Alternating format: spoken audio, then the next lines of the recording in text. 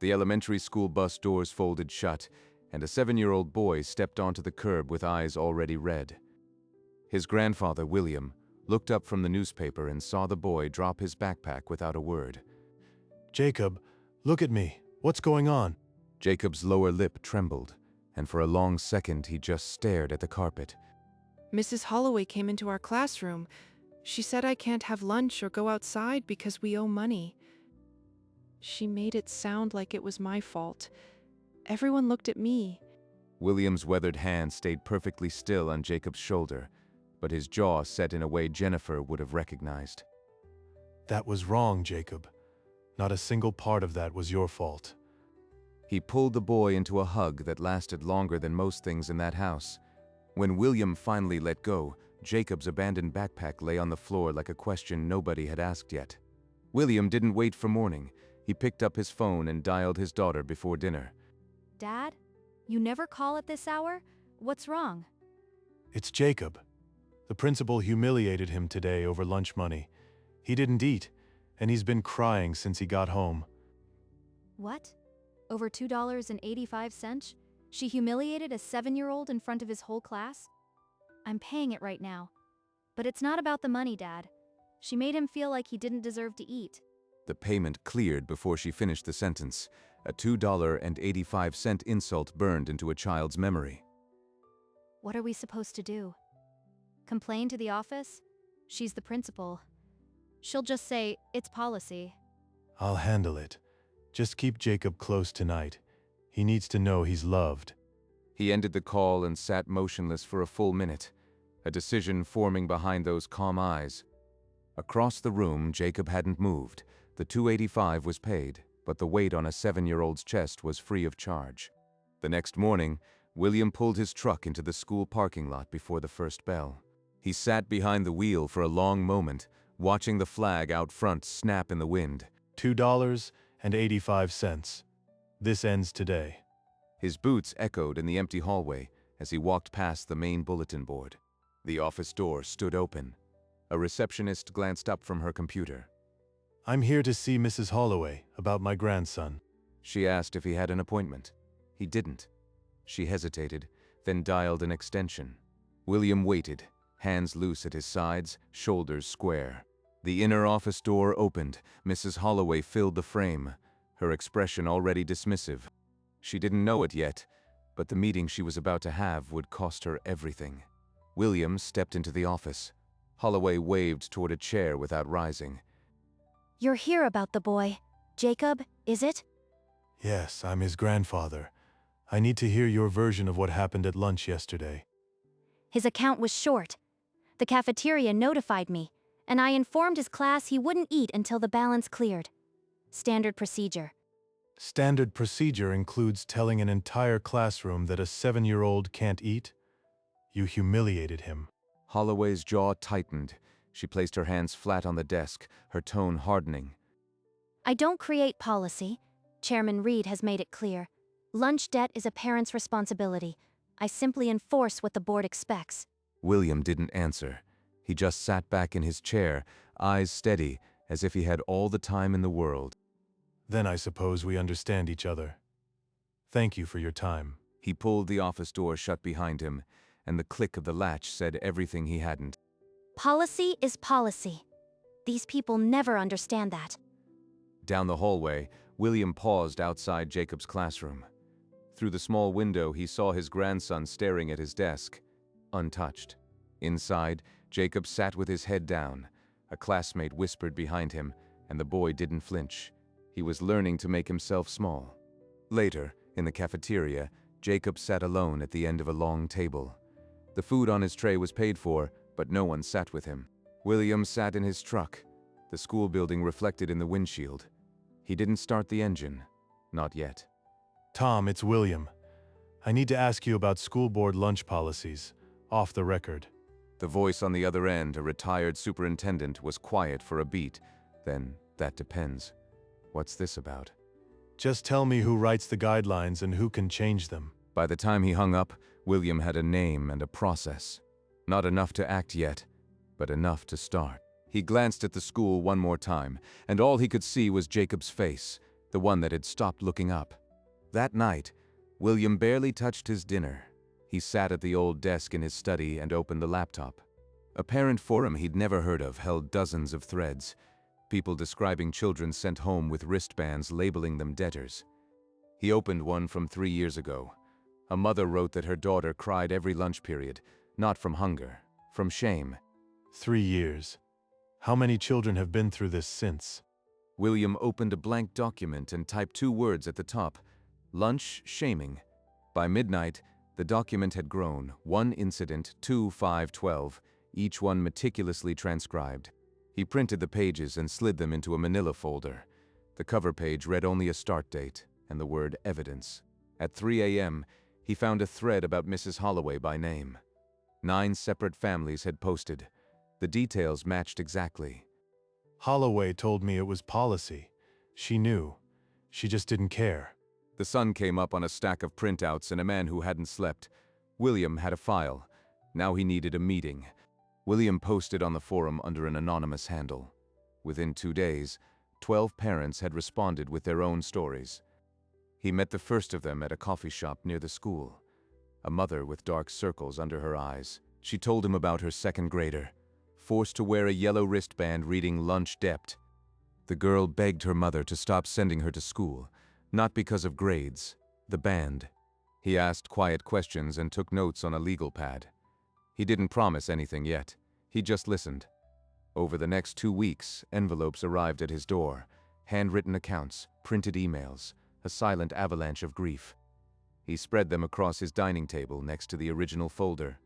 23 separate families, dozens of children. It was never about 285. It was about making children feel worthless. He closed the folder and sat in the dark. The next step required more than evidence. It required a meeting, and the only one that mattered was the school board. William called the district office and asked the board secretary to add an item to the next meeting's agenda. He read the title slowly: A Proposal to Establish a No Lunch Shaming Policy and Review Staff Conduct. The secretary typed it in without comment, a single line among routine business. William drafted the formal motion that afternoon, each clause a deliberate strike against the language Holloway had used. He circled the meeting date on his calendar, 3 weeks away. Then he opened the evidence folder and counted 27 verified incidents under one principle. He arranged the packet with precision: cover sheet, motion, 27 anonymous testimonies, each dated. She quoted Chairman Reed. Let's see her quote him after the board sees these. He placed the packet in his briefcase and set out his flannel shirt for the morning. The boardroom was empty and quiet. In 3 weeks, it would not be. 3 weeks later, William stood before the mirror and pinned the small laminated badge to his flannel pocket. Today, the policy changes. Holloway doesn't know it yet, but her board seat is about to get a lot less comfortable. He drove to the district office with the packet on the passenger seat. The boardroom was lit and ready. He walked through the doors 20 minutes before anyone else. A man in a suit looked up from the end of the long table. Chairman Reed. William, you're early. Agenda item 3 is mine. I wanted to make sure we had enough copies. He set the packet at each seat, and the badge on his chest caught the fluorescent light. When the other members filed in, no one asked why Vice Chair William had been silent for 9 months. They would find out soon enough. Mrs. Holloway walked into the boardroom with a stack of reports. She set them down before noticing the man at the table. Good evening. I call this meeting to order. Let the record reflect that all board members are present. For the benefit of the public, I'll introduce the board. I'm Chairman Reed. Seated to my left is Vice Chair William. William, that's the grandfather from my office. William met her stare with the same unblinking calm he'd offered across her desk 3 weeks earlier. He didn't shift. He didn't look away. He's on the board. He's been on the board the entire time. The audience sensed it. Parents leaned in. A teacher near the back uncrossed her arms. We'll now move to agenda item 3, William's proposal regarding lunch policies. William rose, the packet of 27 incidents in his hand, and walked to the lectern. The air in the room grew heavier as he placed the packet on the lectern and faced the board. William looked down at the packet, then up at the board. His voice, when it came, was level and unhurried. I move that this board adopt a formal policy prohibiting lunch-related shaming and initiate a review of staff conduct and enforcement. My son came home asking why he wasn't good enough to eat. That's from parent testimony number 1. They made her wear a yellow band. She tore it off in the car and wouldn't speak for 2 days. 27 children, 27 families, and every incident occurred under the same principal's watch. Our district mission statement pledges to provide a safe and dignified learning environment. I ask the board, does public shaming fit that promise? The board members flipped through the packet, faces tightening as they read the summaries. No one looked at Holloway. Chairman Reed set down his pen and folded his hands. He didn't speak, but his expression had gone stone. I'm not asking for a suspension of policy. I'm asking us to be humane. This motion isn't about money. It's about children. A voice from the far end of the table broke the silence. I second the motion. Chairman Reed nodded once and asked if any board member or administrator wished to speak to the motion. Mrs. Holloway stood. Her chair scraped the floor. Every head turned. I ask the board to consider context. The district's financial guidelines require that lunch accounts be current. I was enforcing those guidelines, nothing more. Some families are repeat offenders. We have a responsibility to ensure accountability. A policy without teeth is no policy at all. It's understandable that Mr. William feels protective. When it's your own family, emotions run high, but emotion doesn't replace good governance. Her voice caught, and she looked toward Chairman Reed, but he didn't return the glance. William hadn't moved. He slowly folded the packet and set it aside. His face revealed nothing. They aren't buying it. Even Reed won't look at me. 10 seconds of silence. Then Chairman Reed cleared his throat. Is there further discussion? No one spoke. The motion was on the table, and Holloway's defense had landed in the room like a door that didn't close right. A board member set down the packet and asked whether the policy itself, not just enforcement, needed revision. The policy deserves scrutiny, but my motion addresses the abuse of discretion. 27 children were publicly shamed. That's not a policy failure. That's a leadership failure. Another board member, an older woman, glanced at Holloway and admitted the board had glossed over lunch policies for years. The board can revisit the financial guidelines in committee, but tonight the question is whether a principal who humiliates children should remain unsupervised. Silence fell. Holloway's hands, still on the table, had begun to shake. I call the question. Chairman Reed picked up his gavel and looked down the table. A motion to call the question has been made. Is there a second? A second came immediately from the far end. The room braced. The question is on the motion to adopt the no lunch shaming policy and initiate a staff conduct review. All in favor, say aye. A chorus of ayes rippled down the table, 6 voices, some firm, some quiet. A single emphatic no cut against them. When William's turn came, his voice cut clean and unhurried. Aye. The chairman's gavel came down. The motion carries 6-1. Holloway stared at the table as if the wood grain had shifted. The numbers had just made her a liability.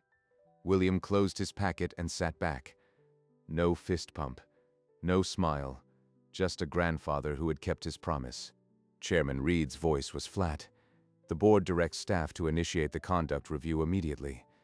Holloway's lawyer would later call it procedural overreach that night. In the boardroom, no one argued. Parents in the audience exchanged glances. Something had shifted that no one could name yet. William stayed until the room emptied, wanting to make sure the record was sealed. As he rose, his badge swung faintly on his flannel, catching the same light that had been on Holloway's desk 3 weeks earlier. The hallway outside the boardroom was empty, but Mrs. Holloway stepped into his path before he'd taken 5 steps. You planned this from the start. You sat in my office, let me quote board policy, and never said a word. I planned it when you humiliated a 7-year-old in front of his class. This is a vendetta. You used your position to settle a personal score. Policy is policy, you said. So is accountability. Good night, Mrs. Holloway. He didn't look back. His boots echoed down the corridor, each step a quiet period. She stood motionless, the silence after his footsteps pressing in like a verdict. The board minutes are being typed right now. My name is in that motion. Permanent. The motion that passed 6-1 had just become part of the district record, and the conduct review would start Monday. William drove home with the packet on the passenger seat, knowing the work wasn't done, but the first part was. 3 weeks after the board vote, the local paper ran a front-page story. School board votes to end lunch shaming, principal under review. The article quoted the district. A formal personnel review of Mrs. Holloway has been scheduled. The board reaffirms its commitment to student dignity. At a community forum the next week, parents who'd been silent for years stood and spoke. The room was no longer afraid. They're telling their own stories now. That's the real policy change. Dad, Jacob's teacher emailed me. They've already stopped calling out lunch balances in class. He's eating with his friends again. That afternoon, Jacob bounced through William's front door, backpack swinging. He didn't drop it this time. Lunch wasn't scary today, Grandpa. Nobody got yelled at. Good. That's how it should be. Every single day. But in the district office, the personnel review clock was ticking. Holloway's hearing was set, and the board had already seen 27 reasons why. She hadn't resigned yet, but the space around her had grown thin. On a Tuesday morning, 4 days before the scheduled personnel hearing, a single-page letter arrived at the district office. The letter read, "I, Mrs. Holloway, hereby resign my position as principal, effective in 60 days. The district forwarded the announcement. William read it on his phone while standing in his kitchen, coffee growing cold beside him. Dad, did you see the email? She actually resigned. It's over. Almost.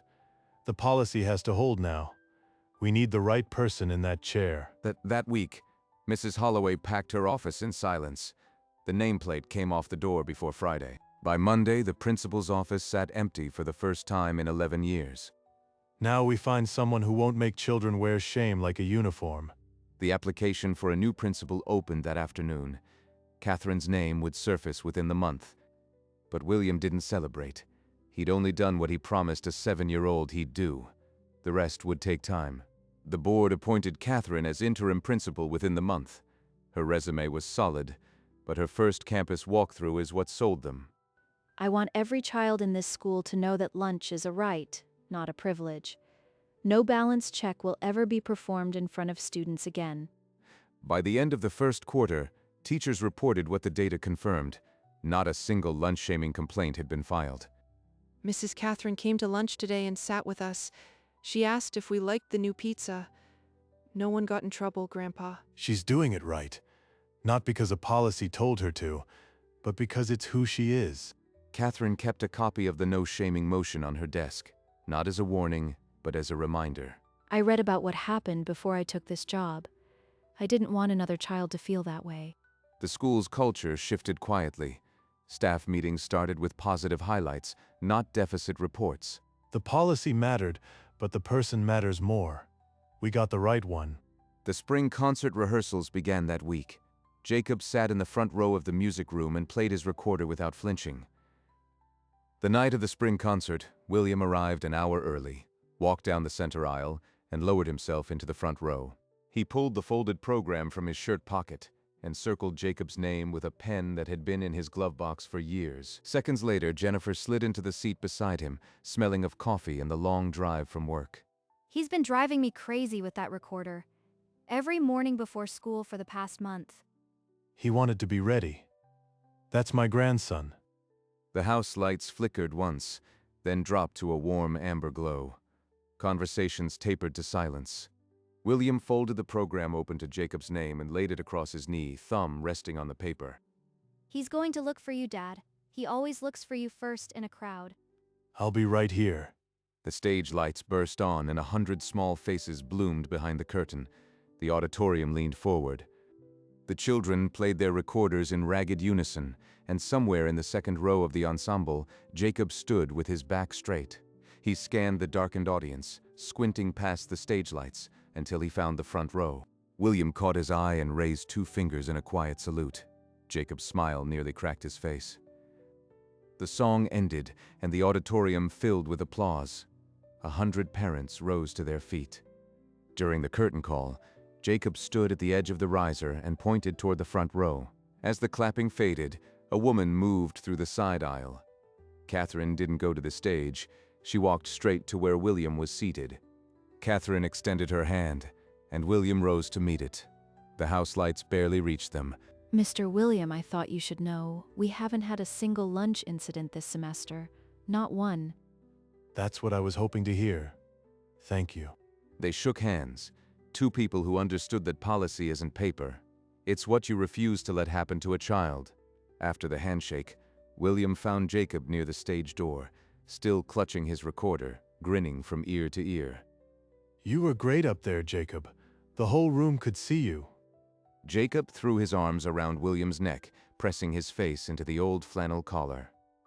Thanks, Grandpa, for everything. William's eyes glistened, but he blinked it away and patted the boy's back twice, the same rhythm he'd used when Jacob was a toddler. They walked out through the side doors into the evening, Jacob's small hand tucked into William's weathered one. Behind them, the school's brick facade glowed under the parking lot lights, quiet and unremarkable. The backpack that had once hit the floor in defeat now hung from one shoulder, bouncing as Jacob skipped toward the truck. And William walked just behind, his hands finally loose at his sides, a grandfather who had kept every promise he ever made. The stage lights behind them dimmed. The school fell silent. The night belonged to the kids. In the weeks that followed, the no shaming policy held. Not because of the motion, but because Catherine lived it. Teachers no longer checked balances at the lunch line. The yellow bands were gone. Parents who had once whispered in fear now volunteered for school committees.